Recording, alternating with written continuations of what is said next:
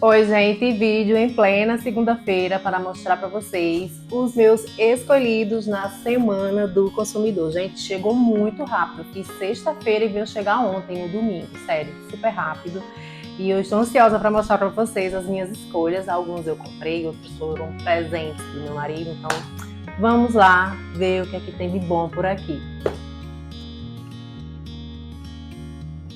Então, vamos lá. Começando por esse daqui, que eu comprei no Esquenta da Semana do Consumidor, que foi Casas Vazias, da Brenda Navarro. Brenda Navarro é uma escritora mexicana. E esse livro, assim como outros dois que estão também aqui, eles fazem parte do nosso clube literário Leia Mulheres a Pudir, onde a gente só lê livros escritos por mulheres. E uma das minhas metas para esse ano é ler pelo menos 5 livros do clube. Porque ano passado, gente, eu fui completamente falha, só li um livro dos 12 livros lá. E esse ano só tem livro top. Então, esse aqui é a leitura do mês de março, Brenda Navarro, com Casas Vazias, e eu vou ler um pouquinho aqui da sinopse para vocês. Vou fazer isso com todos eles, tá bom? Então vamos lá. Uma criança desaparece em plena luz do dia. De um lado desse vazio brutal, o instante de desatenção de uma mulher que nunca quis ser mãe. Do outro, uma mulher que deseja ser mãe a ponto de cometer um ato desesperado. Entre esses dois pontos de vista, acompanhamos uma narrativa que ecoa as diversas formas de maternidade das impostas às almejadas, do seu papel social à sua natureza primordial, em uma trama visceral e inquietante. Então, esse é Casas Vazias, da Brenda Navarro, minha leitura do mês de março, do Leia Mulheres. Agora sim, nós vamos para os livros que foram comprados sexta-feira, dia 14, né, no lançamento da promoção da Semana do Consumidor lá no site da Amazon. Então, vamos lá. Vamos abrir esse daqui. A Morte de Ivan Illich. É assim, gente. Comprei 2 escritores russos dessa vez. Meu primeiro contato com Tolstói vai ser através desse livro aqui, A Morte de Ivan Illich. E ele é bem curtinho, né? Mas esses livros curtinhos são os que mais enganam, né? Porque muitas vezes eles são tão densos, são tão profundos, como é o caso desse aqui, eu acho, que a leitura acaba como se fosse sendo uma leitura de um livro bem extenso, né? Mas não se enganem pelo tamanho, é o famoso ditado. Então vamos lá. Nesta refinada tradução de Boris Scheiderman, os leitores não vão esquecer os gritos incessantes de dor dos 3 dias que antecedem a morte de Ivan Illich. Apesar do título, a novela de Lev Tolstói não deixa de ser uma reflexão sobre a vida, a de Ivan Illich, sua família e os personagens que rodeiam. E por que não dizer uma reflexão sobre a nossa própria existência? Gente, promete, viu? Já quero encaixar ele nas minhas leituras do primeiro semestre. O segundo autor russo, né, que eu coloquei, já tive contato com ele. Deixa eu tentar abrir aqui. Seria mais fácil eu pegar um estilete, né? Que é Fyodor Dostoiévski.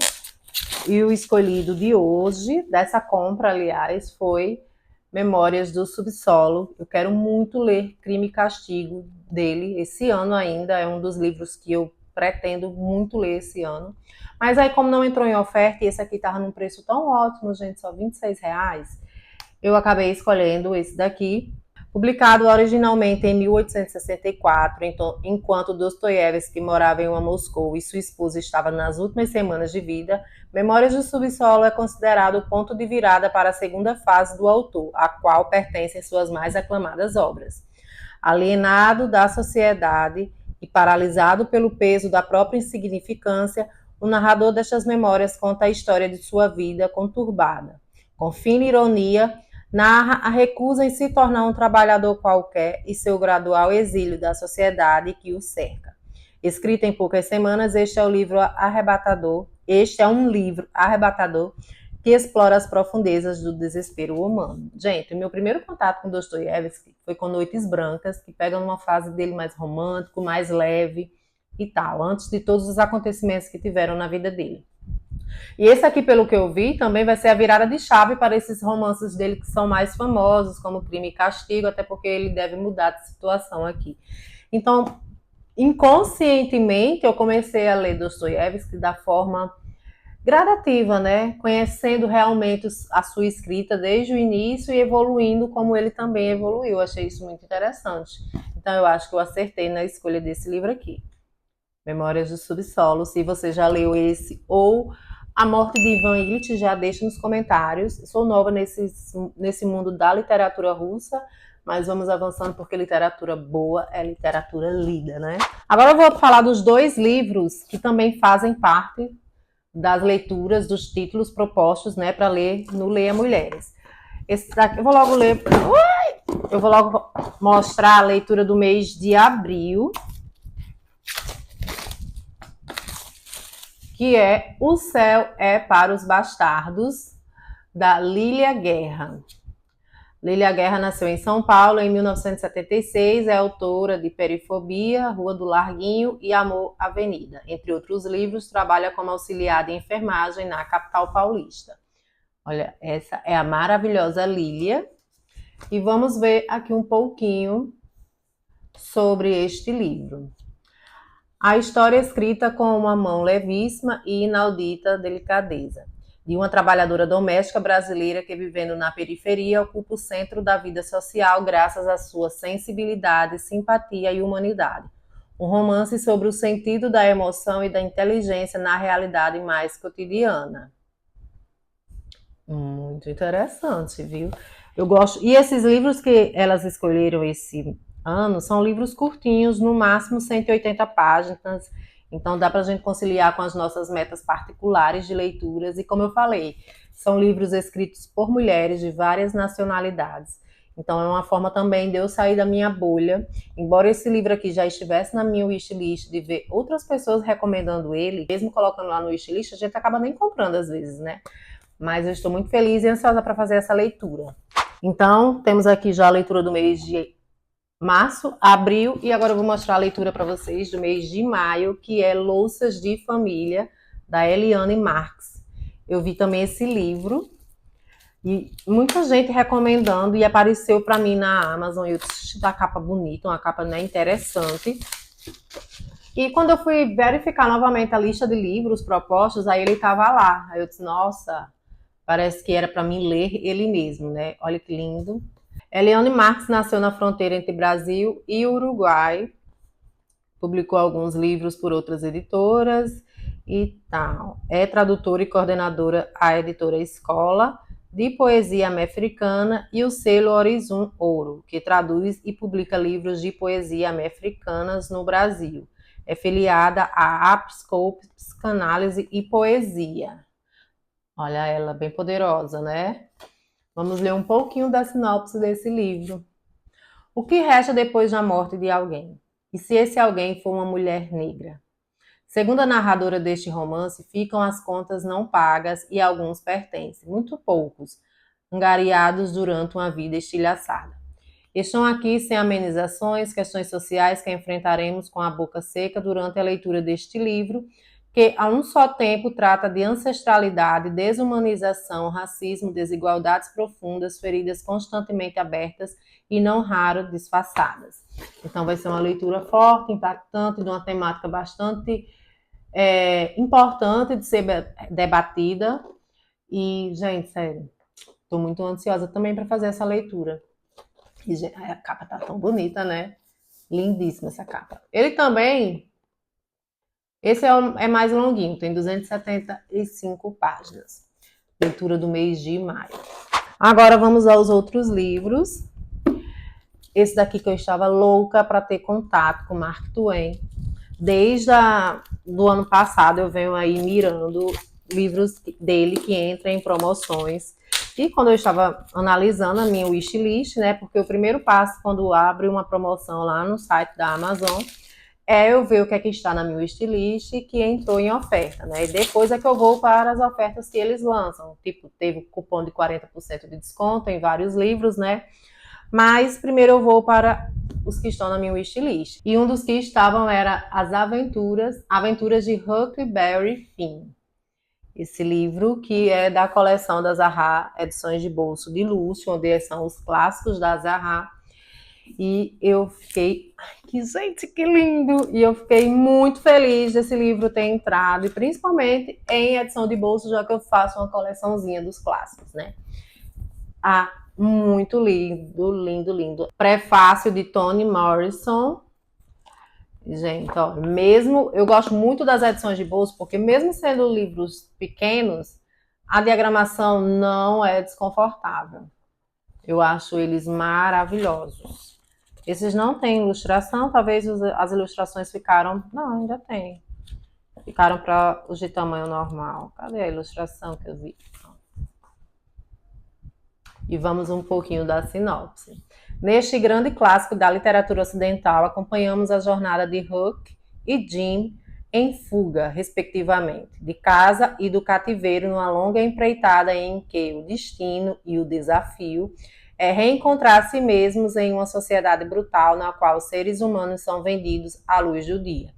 Controversa, perturbadora e fascinante, a obra de Mark Twain, publicada em 1884, permanece um convite à reflexão sobre a terrível beleza de uma amizade que pode surgir quando, vulneráveis e desamparados, um menino branco e um escravizado só têm um ao outro. Talvez a maior aventura de Huckleberry Finn seja viver um companheirismo então condenado, mas que a literatura nos permite imaginar. Gente, promete, viu? Promete ser maravilhoso. E recomendações não faltam, e recomendações positivas a respeito desse, que é um dos maiores clássicos da literatura americana. Vamos agora, já passamos pela Rússia, México, Brasil, Estados Unidos, agora nós vamos para a Inglaterra. Quem me acompanha sabe que eu sou apaixonada por literatura inglesa, faço letras em inglês. E o último livro que eu vou mostrar para vocês é de um escritor que se tornou um dos meus favoritos. Foi o escritor do meu livro favorito do ano passado, que foi Charles Dickens, com David Copperfield. Quero muito, já tenho aqui grandes esperanças como meta dos 12 livros que eu pretendo ler em 2025. E um que entrou também nessa lista, que eu quero muito ler ainda esse ano, não sei agora nesse primeiro semestre, porque esse primeiro semestre eu estou bem atarentadazinha de coisas, que é Oliver Twist, de David Copperfield. Esse também, que é um dos maiores clássicos da língua inglesa, uma das maiores obras desse escritor. E eu estou muito ansiosa para fazer essa leitura. Então vamos ler aqui um pouquinho. Um clássico que marcou gerações de leitores, Oliver Twist ganha uma nova tradução feita a partir do estabelecimento do texto que reproduz a serialização folhetinesca na qual o romance foi originalmente publicado. Gente, eu amo a Penguin. Para clássicos, é uma das melhores que eu acho. Oliver Twist é um pobre órfão que busca sobreviver em meio à crueldade das ruas londrinas. Aliciado por um grupo de ladrões, procura se esquivar da criminalidade e preservar a pureza nesse mundo corrompido. Mais do que a saga de um garoto esfomeado, Dickens constrói um panorama da sociedade vitoriana nos seus aspectos mais sórdidos e muitas vezes ignorados. Esta edição traz uma nova introdução por Sandra Guardini Vasconcelos e um paratexto crítico da obra do autor por George Orwell. Olha aí, que interessante. Então, esse foi uma das minhas escolhas. Nessa semana do Consumidor, gente, tinha muita oferta boa, muita oferta boa. A maioria dos meus livros que estavam lá na minha wishlist estavam com descontos. Na lista de 40%, tinham vários títulos assim maravilhosos, mas infelizmente a gente tem que ter pulso na hora de comprar, né? E mais que esse ano eu botei como meta ler os livros que já estão na minha estante e comprar apenas os livros que eu tenho interesse real de ler, por exemplo, esse ano, como é o caso desses livros aqui, que todos eu quero ler ainda esse ano. Talvez Oliver Twist não vai dar certo, por conta que ele é grande esse primeiro semestre. Eu vou diminuir um pouco o fluxo das minhas leituras, porque eu estou me preparando para um concurso. Talvez eu não vá ler esses dois aqui, por exemplo, mas os outros eu acho que dá para encaixar super agora nesse primeiro semestre. Então, essas foram as minhas escolhas na Semana do Consumidor, livros maravilhosos que já estavam na minha wishlist há muito tempo, outros não, que entraram por conta do grupo, né, do Clube Leia Mulheres e tal, Mas vão ser leituras maravilhosas, eu tenho certeza. Foram compras bem conscientes e tal. Vou deixar o link de todos eles aqui na descrição, caso você tenha interesse em adquirir algum deles, se interessou aí pela sinopse que eu li para vocês. Caso você já tenha lido algum desses livros, já deixa aí também nos comentários. Diga o que foi que você achou de interessante na Semana do Consumidor, que você comprou. Gente, sério, comprar livros é muito bom, né? Você vai montando sua estantezinha aos pouquinhos e é satisfatório, a verdade é essa. E é isso, eu espero que vocês tenham gostado. Se vocês gostaram desse vídeo, não esqueçam de colocar o gostei, clicar aí no gostei e, claro, de se inscrever, recomendar para um amigo e tal. Então, até o próximo vídeo.